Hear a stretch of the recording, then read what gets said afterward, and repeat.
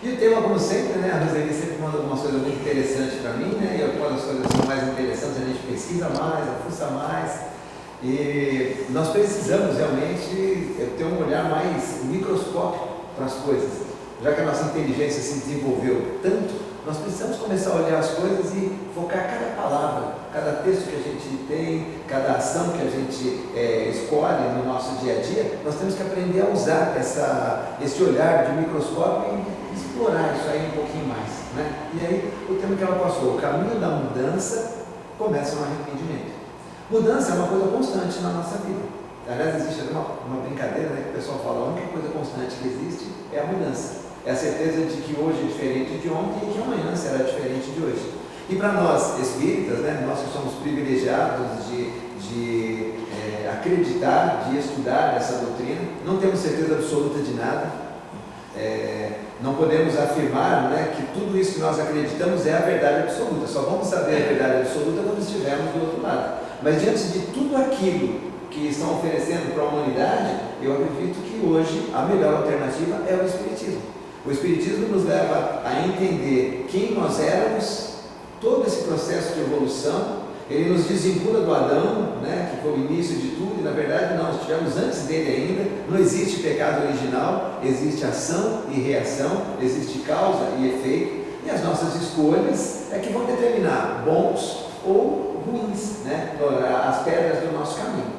E nesse processo de evolução, nós vamos seguindo uma linha onde a gente começa se preocupando exclusivamente com o nosso corpo, as necessidades básicas. Quem fez psicologia, administração, economia, sociologia, deve ter se lembrado da tal da pirâmide de Maslow, né? Maslow foi um estudioso, um sociólogo, e ele estabeleceu que as pessoas, quando elas estão numa situação de desespero, elas sempre buscam primeiro satisfazer as necessidades básicas. E aí ele foi criando uma pirâmide de escolhas, né? Acabou, se nós estivermos numa ilha deserta, né? Vamos começar tentando satisfazer a nossa fome ali, depois vamos querer uma outra coisa e tal. Ele criou uma pirâmide de diversos degraus, mas aí ao mesmo tempo depois ele descobriu que os degraus não são ordenados.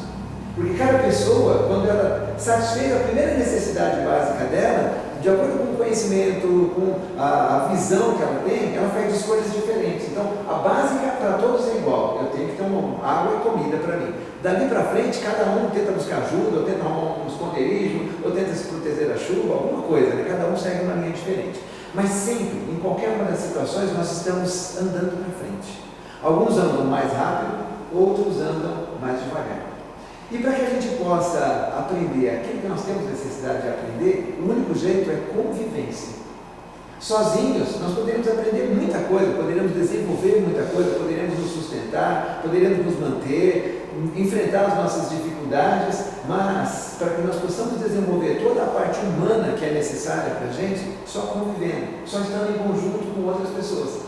É importante porque isso acelera o processo, porque cada um se preocupando com uma coisa, um planta, e se o outro fabrica casas, e se o outro distribui o alimento, comercializa, e se o outro se preocupa com energia elétrica, e o outro se preocupa com trazer o abastecimento de água e o tratamento do esgoto. Então, cada um se especializando faz com que a nossa vida seja mais fácil, que seja mais confortável, e ao mesmo tempo também faz com que a gente possa dedicar o nosso tempo para aquilo que é necessário para o nosso espírito.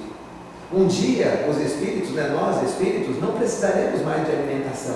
Nós conseguiremos retirar toda a energia que nós precisamos simplesmente do sol, simplesmente da água. Nos livros que nós lemos, né, da obra de André Luiz, principalmente, que fala sobre a vida espiritual, ele vai narrando situações em que nós vemos que espíritos mais elevados não dormem mais, não têm a necessidade do sono como nós temos, mas os espíritos que acabaram de desencarnar, eles acabam tendo as mesmas necessidades que nós temos. Eles também têm sono, eles também vão no banheiro, eles também têm a respiração, eles também têm o batimento cardíaco, né? Tem muitas narrativas que eles falam, nossa, meu coração parou por causa daquilo. Então eles têm um organismo perispíritico que é parecido com o nosso corpo. Nesse processo de convivência, de nós estarmos juntos uns dos outros, nós sempre vamos buscar primeiro aquilo que é necessário para nós. Nós vamos tentar satisfazer as nossas necessidades. No primeiro momento, de uma maneira tranquila, buscando aquilo que é necessário, mas às vezes usando a agressividade. Às vezes usando situações de violência física, ou de violência verbal, ou de violência emocional, para atingir o que nós queremos. E a história está repleta dessas situações, né? por volta de 1500, entre 1000 e 1500, a guerra entre os povos ela era muito evidente, muito comum, porque sempre eu preciso tomar o país, não vai longe, né? Nós estamos vendo isso agora ainda também, né? Tem tanta guerra que nós temos por causa da mesma coisa. Então, é sempre essa ideia egoísta de querer tomar o que é do outro, ou de se proteger de uma coisa que não é proteção, na verdade, que é ataque contra o outro, para que o outro ataque também, e que é uma coisa que assim, é difícil de conseguir entender. Em pleno século XXI, a gente vê todas essas coisas que estão acontecendo. E por que elas acontecem, né? Por quê? Porque ainda o egoísmo e ainda o orgulho, eles fazem parte da maioria das nossas decisões. A maioria das nossas decisões, elas são tomadas por orgulho e por egoísmo. E se a gente não fizer esse olhar microscópico para esses dois sentimentos horrorosos que nós alimentamos, a gente acaba tropeçando, tendo muita intelectualidade, muita ferramenta para aprender e continuar tropeçando no mesmo toquinho todos os dias. Todos os dias. Eu passei por uma situação, eu comprei uma máquina de lavar para minha esposa, uns 7, 8 anos atrás. Era o aniversário dela em setembro, né? Eu falei, vou comprar uma máquina nova, sofisticada, uma Brastemp. Eu pesquisei, gigantesca máquina lá, toda eletrônica e tal. Eu falei, nossa, ela vai ficar feliz, né? E dei a máquina de presente para ela. 2 meses depois, quando eu saí do hospital, que ela não gostou da máquina, né? No aniversário ela não queria uma máquina de lavar. Daí depois que eu saí do hospital, aí continuamos usando, né? Já está lá, vamos usar, né? 7 anos, certinho que essa máquina estava com a gente, a máquina dando defeito. E aí procura daqui, procura dali, a força veio, era uma placa eletrônica. E aí entrei em contato com a Brastemp, não consegui achar em lugar nenhum. A Brastemp falou, olha, a legislação ela só permite que a gente, ela estabelece que a gente só deve manter peças dos componentes das máquinas até 7 anos. Passou de 7 anos, não é necessário mais. E essa máquina, ela foi uma máquina assim, muito cara, ela não pegou no mercado, o pessoal não se interessou por ela e tal. E eu fiquei indignado.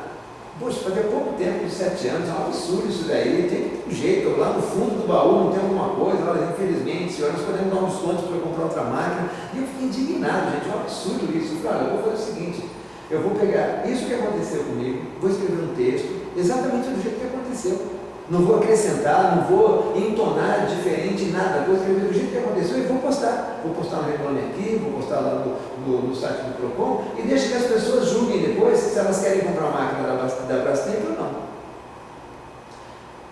Algum de vocês concorda comigo com o que eu fiz? Que eu falei? Estou certo nisso que eu estava querendo fazer? Então, estou errado. Infelizmente, essa é a realidade nossa hoje. Muitas coisas que para nós parecem certo, na verdade é errado. Quando Jesus estava lá dentro da sinagoga, da igreja, e aí chegaram para ele e falaram assim, olha, estão cobrando imposto da gente, a gente passa fome para pagar o imposto, e aí, está certo pagar imposto? Jesus pegou a moeda e falou assim, ó, de quem que é a face que está na moeda? É de César. Então dá a César o que é de César e a Deus o que é de Deus. Quando nós estamos tentando ultrapassar as regras que a própria sociedade criou, nós estamos querendo ultrapassar os limites daquilo que existe para estabelecer aquilo que é necessário para cada um de nós. Se não houver as regras, aí vai virar uma baderna realmente. Então assim, o que eu estava fazendo é assim, o meu orgulho estava ofendido. O meu orgulho estava ofendido. E ele precisava reagir de alguma forma. Mas eu sou espírita. Então eu não podia xingar, não podia falar um palavrão, mas eu podia usar toda a intelectualidade que eu tenho e fazer um texto que as pessoas julgassem depois. E muita gente ia fazer exatamente isso, ia achar que eu estou certo também. Muita gente ia achar que a empresa estava errada. Agora, eu não fiz, né? Graças a Deus a gente vai aprendendo a refletir, a pensar, a analisar as situações. Eu não fiz, né? Mas eu não fiz por quê? Porque realmente é preciso uma mudança na vida da gente. Enquanto a gente não parar e a gente não começar a analisar cada coisinha que a gente faz, cada situação, eu costumo dizer sempre que todas as situações que geram conflito, ou todas as situações que geram algum tipo de indignação dentro de você, uma coisa que, mas aquilo ali me incomodou, né? Incomodou você de algum jeito, você precisa parar para pensar. Você precisa fazer, sabe? Você precisa fazer uma biópsia, né? Que é a coisa mais completa que tem, né? Você chegar a fazer uma biópsia mesmo, separar cada coisinha que você sentiu, cada palavra que você falou e por que você falou. Qual foi o móvel, né? Qual foi a emoção que te levou a usar aquela palavra, ou a agir daquela forma, ou usar de violência, ou seja lá o que for. Porque tem que ter alguma coisa dentro da gente que faz isso. Só que para poder fazer isso é preciso uma coisa que é eu diria que é um dos patamares do Espiritismo, né, que se chama reforma íntima. É você olhar para dentro de você realmente assim, mas olhar com um olhar crítico. Nós somos extremamente críticos com tudo aquilo que as outras pessoas fazem. Nós somos críticos com a palestra dos outros, nós somos críticos com os trabalhos dos outros, nós somos críticos com os filhos dos outros, mas a gente não é crítico com aquele que está próximo de nós. Não crítico no sentido de brigar, de discutir, de denegrir, né? Nós utilizamos sempre a expressão crítica como se fosse denegrir as coisas, né? E uma crítica é uma análise. E a análise ela pode ser tanto positiva quanto negativa. Você pode ter feito coisas certas, mas pode ter feito também coisas erradas. Então, quando alguém vai fazer uma crítica, vou te criticar, vão criticar a minha palestra, de repente vai falar, a palestra foi boa. Isso é uma crítica também, só que é uma crítica positiva, é uma análise positiva de alguma coisa. E aí, o caminho da mudança começa no arrependimento. Existem duas coisas que nós confundimos muito uma com a outra. Uma se chama arrependimento e a outra se chama remorso. Qual a diferença entre arrependimento e remorso? São dois sentimentos, né? Dois sentimentos que nós temos, de arrependimento e de remorso. Fiz e aí, eu não devia ter feito. E no primeiro instante, os dois parecem iguais, porque realmente eles trazem para a gente esse sentimento, fiz errado. Só que um deles significa assim, fiz errado, caramba, como é que eu vou fazer para não errar de novo no futuro? Eu preciso agir de uma forma diferente no futuro para não cometer o mesmo erro, para não acontecer. Eu preciso ir lá e tentar consertar aquilo que eu fiz de errado, conversar com a pessoa. Esse é positivo.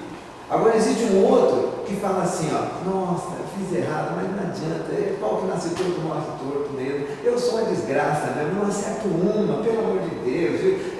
Eu vou me procurar outro caminho, eu vou fazer outra coisa, e vou mudar de vida, ou vou me entregar para as drogas, ou eu vou me suicidar, porque dependendo do mal que você fez, né, pode causar um peso tão grande que a pessoa vai decaindo emocionalmente, vai se enfraquecendo emocionalmente, e à medida que ela vai se enfraquecendo, ela mesma não tem força para lutar, e aqueles que estão ao redor também, ou que estão sentindo a mesma coisa, por atração, né? Nós atraímos para junto de nós aqueles que estão parecidos conosco, né? Que têm os mesmos sentimentos, ou que estão aproveitando a chance, lembrando do mal que nós fizemos no passado, e falam, vou dar uma forcinha, vou dar uma mãozinha para você, né? E vai empurrando você mais para baixo ainda. Esse sentimento é o remorso.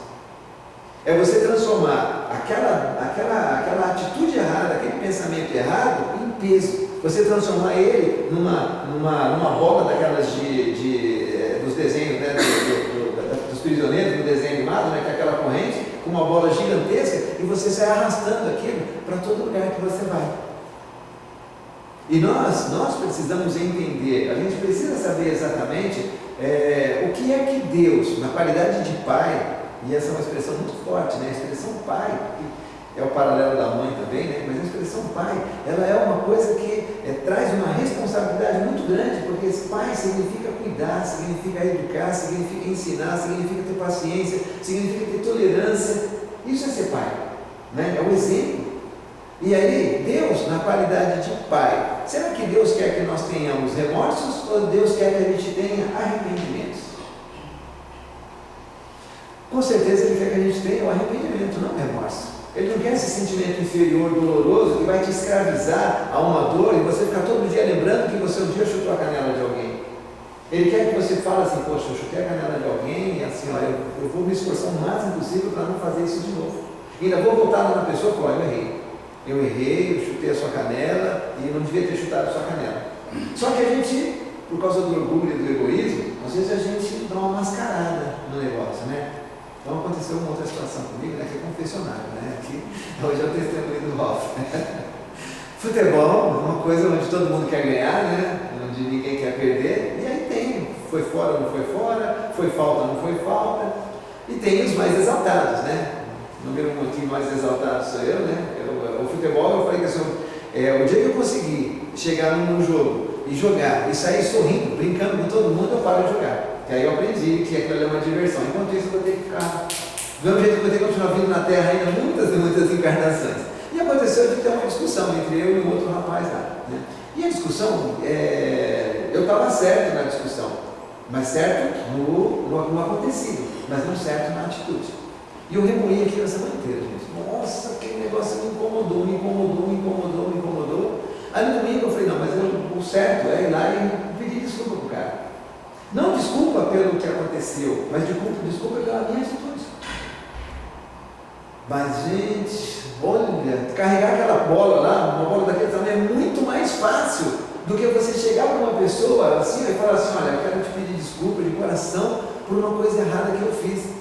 E um detalhe, normalmente, se nós vamos pedir desculpa, a gente fala assim: olha, então, eu quero te pedir desculpa lá por domingo, mas, pô, você viu o jeito que você falou? Pô, mas você viu a jogada? Quer dizer assim, ó, você fala 2 palavras de desculpa e você joga 30 outros argumentos diferentes para justificar ao erro que você cometeu. E não existe justificativa para erro. Se você errou, não é porque o outro cara te xingou, não é porque o outro cara fez primeiro, você errou porque você ainda tem dentro de você coisas que o seu microscópio não conseguiu enxergar, coisas que você não conseguiu fazer um tratamento, uma fisioterapia para aquilo ali, uma fisioterapia espiritual, uma fisioterapia comportamental, para você fazer essa mudança que é necessária. Aí eu consegui chegar para ele, mas gente, juro por Deus que por dentro assim, se tivesse uma radiografia, meu coração, meu estômago, estava torcendo assim por dentro, né? E eu falei para ele: Jamai, quero pedir desculpa para você pelo que eu falei, pela minha atitude do domingo, isso aqui é uma brincadeira, e levar para o lado que eu levei está totalmente errado, né? E senão, ao invés de amigos, a gente vai criar inimigos aqui dentro, né? E a gente vem aqui para ser amigos, certo? E depois eu senti bem. Né? Depois que eu fiz isso, eu senti bem, senti melhor, muito melhor do que se eu tivesse no final falado para ele: mas procura não fazer também o que você fez, procura. Nós não somos responsáveis pela atitude do outro, nós só somos responsáveis pela nossa. Quando Jesus esteve na terra, não tem nenhum, pode procurar na Bíblia, pode procurar no Evangelho, que é a narrativa, uma explicação muito melhor dos ensinamentos de Jesus. Não existe nenhum lugar que Jesus coloque um se, um mas ou um talvez. Jesus é taxativo: você tem que fazer o bem, você tem que amar ao próximo e amar a Deus. Não tem lugar, você tem que buscar o amor das pessoas. Não, você tem que amar o seu inimigo. Você tem que, se alguém te pedir para andar 1000 léguas, anda mais 2000. Se alguém te pedir a capa dele, também a túnica. Não tem nenhum lugar ele dá uma alternativa para a gente fazer as coisas erradas. Não tem nenhuma justificativa para o erro. E aí, à medida que nós vamos analisando, à medida que nós vamos olhando para dentro da gente mesmo, todas essas situações, e a gente começa a trabalhar essas situações, e olha, são poucas. Não é muita coisa que nós temos para mudar dentro da gente, é pouca coisa que está envolvido esse orgulho, esse egoísmo, essa vaidade, né? É pouca coisa que precisa, mas as situações em que elas se manifestam, elas são gigantescas. Ela se manifesta no seu trabalho, porque alguém critica o seu trabalho, ou fala que o trabalho poderia ser melhor, ou exige de você alguma coisa a mais. Ela se manifesta dentro da família, porque a família se reúne para um churrasco, um tem uma opinião sobre o partido, o outro tem outra, outro tem uma opinião sobre o time, o outro tem outra, e aí nessas pequenas coisinhas, elas vão e cutucam esses sentimentos que nós alimentamos dentro da gente, e aí a coisa começa na brincadeira, né? Porque um não tem isso, o outro não tem aquilo, porque um fez um gol, o outro não fez, um deu um chapéu, o outro não deu. Só que aí, o sentimento que nós temos dentro de nós, de orgulho, né, de egoísmo, a pessoa faz uma brincadeira, nós já emendamos uma segunda brincadeira. Aí a segunda brincadeira emenda uma terceira brincadeira. E até a terceira, da quarta, daí os ânimos já começam a ficar exaltados. E é por causa de bobeira. E quais são as bobeiras que a gente mais discute? Futebol, né, para os homens, futebol, religião, que dá muitos debates, e política. E tudo isso por quê? Porque nós não aprendemos ainda que nós somos todos diferentes. Ninguém é igual. Todos somos diferentes. E se todos somos diferentes, nós temos a obrigação de respeitar a opinião, a ideologia, o modo de vida. Se a pessoa gosta de vestir tudo de preto, é uma escolha dela. Se ela gosta de andar de chinelo, é uma escolha dela. E isso não interfere na nossa vida. Não torna ela nem melhor nem pior do que nós pelas escolhas que ela faz. Salvo se a escolha dela for de prejudicar uma outra pessoa. Se ela está roubando, se ela está enganando, se ela está se aproveitando, aí sim, nós temos que evitar as atitudes erradas. Mas as ideias de uma pessoa, se ela gosta de fazer a comida com excesso de sal, que faz mal, mas ela gosta da comida salgada, as consequências vão ser dela, não serão nossas. Nós podemos até, se a pessoa não sabe, você sabia que o excesso de sal pode fazer isso por mim, pode fazer aquilo com a pressão? Eu sei, mas eu gosto, então acabou. Mas quando nós descobrimos uma coisinha assim de alguém, chegou na reunião da família, né? Fica olhando, fulano lá vai comer o pudim inteirinho sozinho. Ó, já coloquei sal na carne, fica olhando seu pai lá, ó, vai colocar mais sal ainda na carne. porque a gente está criticando, né? Não temos má intenção, mas o fato da gente fazer tantas coisinhas sem má intenção alimenta o preconceito, alimenta o racismo, alimenta um monte de coisa. É lógico que sim, é uma situação extrema, mas nós precisamos rever, gente. Olha, eu falo para vocês assim, eu já falei isso aqui, né? Você ser patrão espírita, você ser funcionário espírita, se você for realmente, você segue, lê as obras e você está buscando essa transformação, essa reforma íntima, gente, não é brincadeira não. Sabe? Dá um trabalho e dá para você exercitar tudo aquilo que Jesus colocou, na verdade, assim, se a gente for olhar os textos de Jesus mesmo, aquilo que são ensinamentos de Jesus, eu acho que ia dar uns 10 ou 15. Mas esses 10 ou 15 é o suficiente para poder transformar a humanidade inteira. Mas nós não seguimos, não fazemos. E aí nós temos a parte material, que é essa que mais nos influencia, e normalmente, se você está num lugar, que nem aqui, nós estamos num lugar controlado. Todo mundo está bem, todo mundo está equilibrado, todo mundo está com o mesmo objetivo, certo? As reflexões que eu estou trazendo, com certeza muitos de vocês já viram nas obras da codificação ou em obras correlacionadas. Então nós estamos num ambiente controlado, aqui é tudo perfeito. Mas quando nós vamos para o nosso dia a dia, quando a gente sai daqui, a gente entra num ambiente de família, onde alguns não seguem religião nenhuma, outros seguem uma religião diferente da sua, em 2 ou 3 religiões diferentes, aí vai para o ambiente de trabalho e também tem divergência, formas diferentes das coisas acontecerem. Então, na hora que nós estamos fora, é a hora que é o nosso teste, se aquilo que nós estamos fazendo aqui dentro, né, acreditando, estudando, defendendo, se nós estamos usando na prática. Será que se nós só investimos no nosso filho ali em inglês, em informática, em espanhol, francês, alemão, em faculdade, em pós-graduação, em MBA, doutorado, e depois tudo aquilo que ele faz só por dinheiro, todo esse conhecimento está perdido. Nós não vivemos a nossa jornada física pensando na nossa vida espiritual. Nós vivemos a nossa jornada física e usamos a parte espiritual como acessório. E não é um acessório, é a parte mais importante, o que nós vamos levar é só a parte espiritual. Quem assiste ou quem trabalha nos trabalhos mediúnicos, a narrativa dos espíritos que vêm, eles estão preocupados com a parte espiritual ou estão brigando porque alguém tomou a casa dele quando ele estava aqui, tomou a esposa ou o marido quando ele estava aqui, brigou com o filho, acabou na briga matando o filho quando estava aqui. Ele não briga pelas coisas que ele não está do outro lado, ele continua brigando pelas coisas da matéria. E quando é que nós vamos fazer essa mudança? Então nós vamos nos arrepender de parar de preocupar tanto com a matéria, não que a matéria não tenha importância, ela tem importância, mas quando que nós vamos deixar de dar mais importância para a matéria do que nós damos para o nosso espírito? Quando nós vamos deixar de guardar mais conhecimento material e buscar mais conhecimento espiritual? E o conhecimento espiritual não é que nós vamos dedicar a nossa vida somente a estudos, a ler os livros, às obras da codificação e todas as outras o tempo todo, mas nós temos uma atitude de vida onde a gente vai colocar em primeiro lugar o bem-estar do semelhante e não simplesmente o ganho financeiro. Então, se eu sou médico, eu cobro, sei lá, R$500 a consulta, eu posso cobrar 500, vai ter gente que vai pagar, mas vai ter gente que não pode pagar, mas precisa, e eu vou fazer com essa pessoa de graça. Se eu for trabalhar, com alguma coisa que alguém precisa do meu trabalho, eu não vou tratar o meu cliente como um carrasco. Se ele não pode pagar, ele vai falir porque eu não vou ajudar ele. Mas é um pilantra, é um cara safado, não importa, eu não tenho responsabilidade sobre ele, mas eu tenho responsabilidade se eu impedir ele de crescer, se eu impedir ele de trabalhar, então eu vou ajudar esse cara do jeito que eu puder ajudar.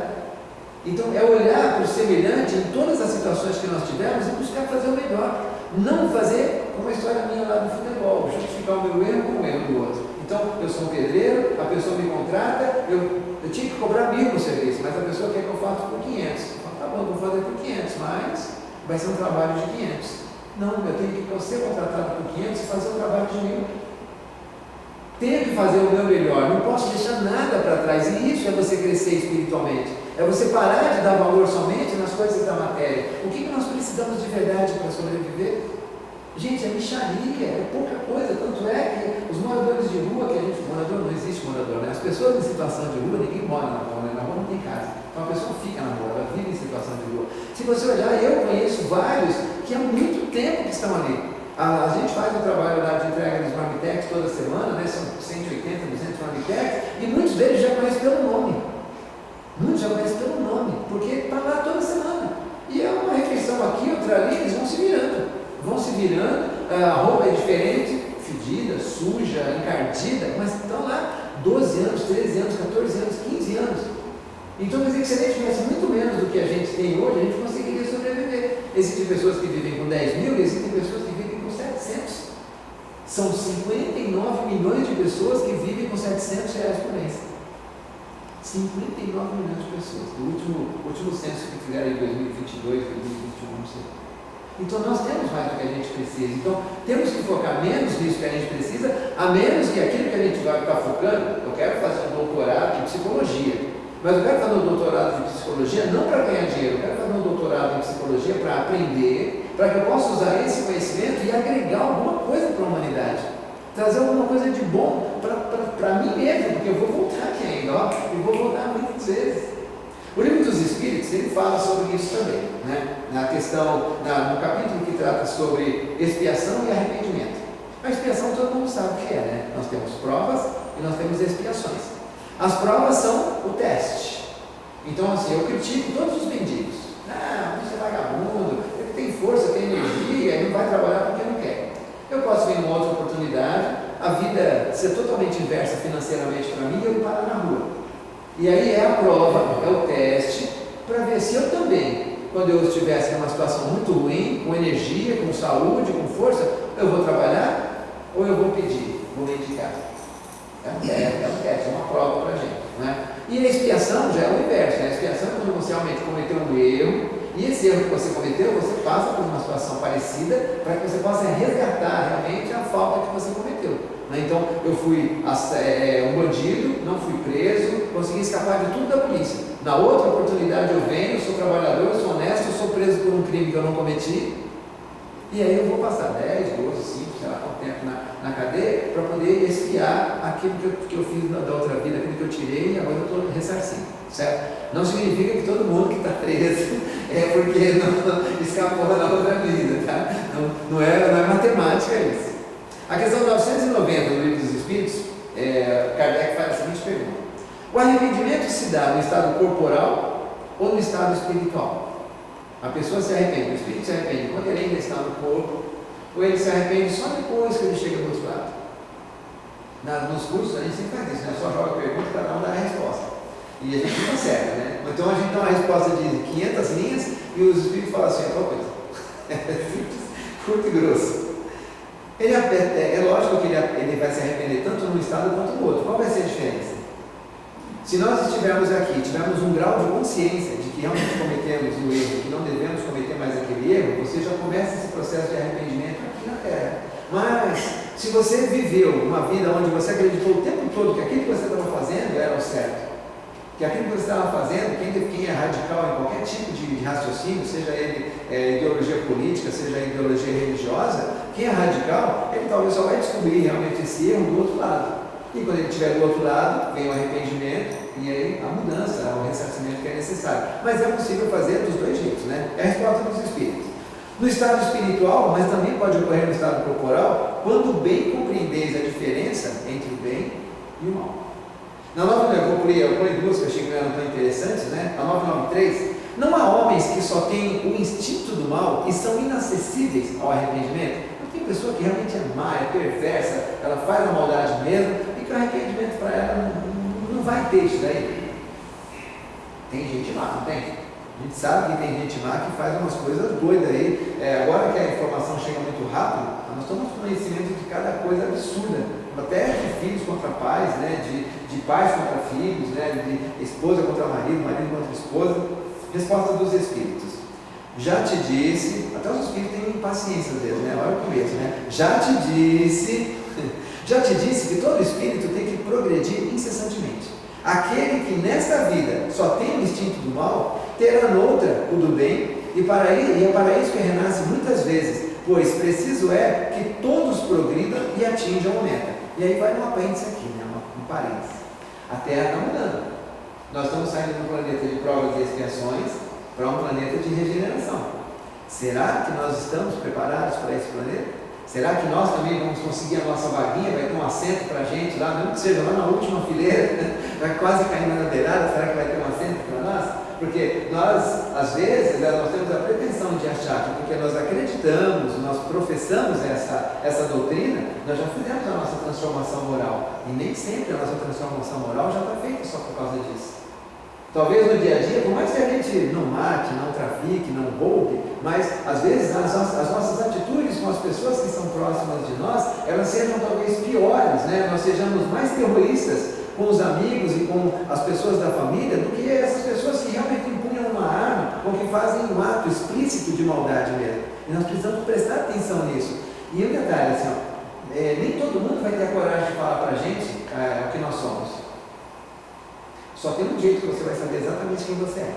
O dia que você desencarnar, os espíritos vão dar uns 5 minutos de lucidez para você e vão levar você no seu velório. Aí, no seu velório, você vai descobrir realmente quem você é, você vai saber exatamente assim, qual a opinião que as pessoas têm sobre você. A diferença está somente em que uns gastam mais tempo do que outros, porque assim querem. Aquele que só tem o instinto do bem já se purificou, visto que talvez tenha tido do mal em existência anterior. Vai chegar um dia em que realmente, gente, olha, vamos imaginar Jesus, né? Pregado naquela cruz, um ladrão de um lado, outro ladrão do outro, procurando no meio da multidão, cadê aqueles 12 que eu escolhi? Onde é que eles estão? Está todo mundo escondidinho lá, né? E eu nunca vi Jesus. Não, você está me confundindo com alguém, né? Mesmo os 12 que ele escolheu. Ele conseguiu olhar para todo mundo e ele fala assim, ó, Pai, perdoai-os porque não sabem o que fazem. Um dia nós vamos atingir esse nível também. Nós vamos conseguir olhar e olhar as pessoas que estão praticando as coisas erradas e entender que aquelas pessoas são espíritos que ainda estão embrutecidos. Talvez sejam espíritos mais jovens do que a gente, né? A criação não é igual. Nós não somos todos criados exatamente no mesmo ponto. Deus cria incessantemente. Hoje tem espíritos que estão passando pelo mundo vegetal, pelo mundo animal, vão chegar um dia no mundo luminal também, né? O universo, né, de bilhões e bilhões e bilhões de galáxias, que por sua vez tem bilhões e bilhões de planetas, em todo lugar há vida. Nada que Deus cria é inútil, né? Então todos eles vão conseguir atingir algum ponto em algum lugar também. E cabe a nós olhar para esses que ainda estão assim e procurar entendê-los. Não é aceitar as coisas erradas, mas entendê-los. Na pergunta 994, ele diz o seguinte: o homem perverso, que não reconheceu suas faltas durante a vida, sempre as reconhece depois da morte? Sempre as reconhece. O cara sabe que errou. E então, mais sofre, porque sente em si todo o mal que praticou ou de que foi voluntariamente causa. Contudo, o arrependimento nem sempre é imediato. Há espíritos que se obstinam em permanecer no mau caminho, não obstante os sofrimentos por que passam. Porém, cedo ou tarde, reconhecerão errada a senda que tomaram e o arrependimento virá. Para esclarecê-los, trabalham os bons espíritos e também vós podeis trabalhar. Se a gente não julgar, se a gente não criticar, se a gente procurar trabalhar em auxílio desses irmãos, com certeza o resultado será muito melhor do que a crítica, né? Tem alguém que só com a crítica negativa consegue mudar? Agora essa pergunta para as mães, né? Fala para o moleque assim, não levanta, vagabundo, você vai querer ser o que na vida? Motivação. Vai estudar, você vai querer ser o que? Lixeiro quando você crescer? Vai ser boia fria? Motivação. Dá certo? Não dá certo, né? Mas não é uma crítica às mães, na verdade é uma crítica a nós todos, né? Na condição de pais. Nós não temos conhecimento, não usamos nem o conhecimento espírita na educação dos nossos filhos. Nós não estamos trabalhando esses espíritos, volta no exemplo lá, pagar o inglês, a informática, a faculdade. Nós sempre batalhamos para formar o espírito materialmente. É lógico, pegou a borracha do seu amigo, vai lá e devolve. Xingou, pede desculpa. Tá certo, são correções, não é? Mas essas correções, elas são correções externas, correções de atitude. Não significa que por dentro a pessoa mudou. Ela sabe que naquela situação ela tem que repetir um ato. Mas não significa que ela mudou, ela não entendeu, porque nós não perdemos tempo em explicar a razão de tudo. Eu tive filho muito cedo, não devia ter tido filho quando eu tinha 30 anos. Devia ter agora, que agora eu teria mais bagagem para poder lidar com a molecada, né? Seguir muito esse caminho também, né? De buscar as coisas. Tá? Busquei a evangelização, e é importante, gente, a evangelização. Eu fico feliz quando eu vou num centro que tem evangelização. A nossa evangelização antes da pandemia acabou e de lá para cá não conseguimos mais voltar ainda para esse processo. Estamos tentando no ano que vem ver se a gente consegue montar alguma coisa, mas a evangelização é uma coisa muito importante. E se a evangelização não existir onde você frequenta, ou próximo de onde você vai, evangelize em casa. Da mesma forma que a gente faz o evangelho no lar, que a gente perde uma horinha, perde não, ganha, né? Uma horinha para você fazer um estudo ali, pega as crianças também, procura um material que seja adequado para as crianças e vamos trabalhar os conceitos, trabalhar o dia a dia, trabalhar as situações, né? Aquilo que eles vivenciam, porque eles também convivem na escola, quer se enquadrar num grupo, quer ter amizade com esse ou com aquele, e tem que fazer com que eles entendam esses valores, para que eles façam as escolhas certas, para que eles não sofram por coisas sem importância. Para finalizar aqui as últimas perguntas, né, que são as mais interessantes, tem a pergunta número 1000. Já desde esta vida poderemos ir resgatando as nossas faltas? Deus dá oportunidade para que a gente vá trabalhando, vá fazendo as coisas para que a gente possa mudar? Sempre.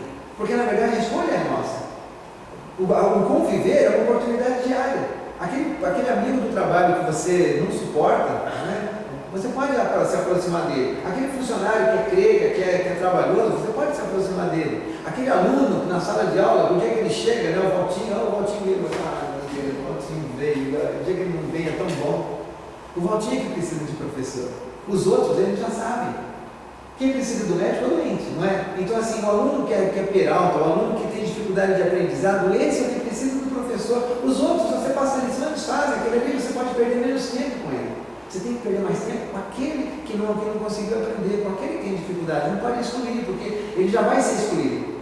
A vida vai excluir ele de um monte de lugar. Talvez ele já seja excluído na casa dele, porque você é burro mesmo, hein? Pelo amor de Deus. Né? Então já é excluído. Se você não aproveitar o conhecimento que você tem e tentar usar aquele, não, os outros eu já consegui, esse aqui eu vou fazer isso aqui virar um doutor, vou fazer ele virar um advogado. Tem um videozinho que o pessoal publicou um tempo atrás aí no WhatsApp, muito legal, que eles falavam assim, olha, eu sou advogado, mas assim, tem uma pessoa muito importante na minha vida que foi a dona não sei o quê, que era uma professora. Aí tinha um outro lá que era engenheiro, tinha um outro que era psicóloga, tinha um outro que era médico, mas para todos eles, a mesma professora foi a referência. Né? E que referência, cara? Mas um é advogado, outro é engenheiro, outro é médico. E como é que pode uma única professora ser a referência? Porque são valores. São coisas que ela passou, que é justamente aquilo de você ir além daquilo que está marcado nos livros, além daquilo que estão esperando. Ninguém está esperando que você vá na sala de aula e enche a lousa de textos, ou pega o livro e fica lendo 10 ou 15 páginas daquele livro. Tem alguma coisa a mais, essa parte eles conseguem fazer sozinhos. O EAD, tá, hoje é uma demonstração disso, né? O ensino à distância. A pessoa pega conhecimento no papel e ela faz, mas vai surgir uma dúvida. Aí tem um tutor. Tem um cara que vai lá, peraí, não, o que você está entendendo está errado, não é desse jeito, é de um jeito diferente. A resposta. Então, assim, já desde a vida podemos ir resgatando as nossas faltas? Sim, reparando-as, mas não creiais que as resgateis mediante algumas privações pueris ou distribuindo em esmolas o que possuídes depois de morreres, quando de nada mais precisais. Então, assim, xingar todo mundo e toda quinta-feira entregar marmita na rua não é desculpa para você continuar xingando. Não vai abater nada da sua dívida lá. Isso não é transformação moral. Se você sente prazer, você sente alegria de estar ajudando o semelhante, isso é muito bom para você. Mas não significa que todas as pessoas que você ofendeu, todo o mal que você fez, está pago com isso. São duas situações divergentes. Tem uma parte ali no relacionamento que você não trabalhou dentro de você ainda. Você desenvolveu o desejo de praticar a caridade. Mas no relacionamento pessoal tem alguma coisa que você não trabalhou e que você precisa trabalhar. Aí, a última, tá, de hoje. 1001 utilidades que era cumpriu, né? 1001. Nenhum mérito haverá em assegurarmos para depois de nossa morte emprego útil aos bens que nós possuímos. Assim, eu guardei as coisas, né? Poxa, não consegui guardar uma poupancinha lá, deu 50 mil. Aí de repente eu morro, falei, não, isso aqui vai doar lá para as casas de Bispo, as IPCs de Menezes, reformar a casa do caminho, né? Assim, não mérito vai ter isso para mim, né? O fato de eu deixar o dinheiro. Já surgiu na mente de vocês? Se tem ou se não tem? Alguém já teve esse plano? Vou estragar o plano agora. Eu não, por isso dos espíritos. Nenhum mérito não é o termo. Todo bem que nós fazemos, com certeza retorna de alguma forma para nós, né? Nós temos uma faísquinha daquele bem para a gente também. Isso sempre é melhor do que nada. A desgraça, porém, é que aquele que só depois de morto dá, é quase sempre mais egoísta do que generoso. quer ter o fruto do bem sem o trabalho de praticá-lo. E assim, ó, gente, a doação é extremamente importante. Eu falo para as meninas que fazem lá o jantar, lógico que é importante que se ninguém doar, não vai ter jeito de fazer 200 refeições numa semana, com as marmitas, com a remistura, com tudo, não dá. Mas assim, ó, se todo mundo doar, mas se ninguém doar o seu tempo, se ninguém for lá para encher as marmitas e depois sair para poder distribuir, não adianta nada aquele trabalho. E quem doa, dificilmente fala assim, olha, poxa, eu tenho 10 reais, eu precisava comprar mistura, mas eu vou fazer o seguinte, eu vou comprar só 5 de mistura e vou doar 5. Ninguém faz isso. Quem doa é porque já está sobrando. O dinheiro já está lá parado, né? E é um bom emprego, não tem nada de mal nisso, mas aquilo que você faz, quer dizer, talvez se eu doar 10 mil para o meu centro, ou se eu vier aqui fazer uma palestra todo domingo, isso vai ser mais importante do que os 10 mil. É um valor alto, vai fazer um bem enorme lá para a entidade e tudo, mas o mais importante é que eu estou doando de mim, é isso que eu estou agora aqui. Sabe, eu vim correndo, queria parecer um chafariz aqui, suando que nem um cabrito, e fazer alguma coisinha para a gente poder aprender juntos, né? Só para terminar aqui a resposta dos espíritos, né? Duplo proveito tira aquele que em vida se priva de alguma coisa, o mérito do sacrifício e o prazer de ver felizes os que lhe devem a felicidade. Mas lá está o egoísmo a dizer: o que dás, tiras aos teus gozos. E como o egoísmo fala mais alto do que o desinteresse e a caridade, o homem guarda o que possui, pretextando suas necessidades pessoais e as exigências da sua posição. E tem que guardar, não vou ter, eu preciso tomar uma velhice tranquila e tal. Gente, paz a todos, né? Muito obrigado pela oportunidade, fiquem com Deus.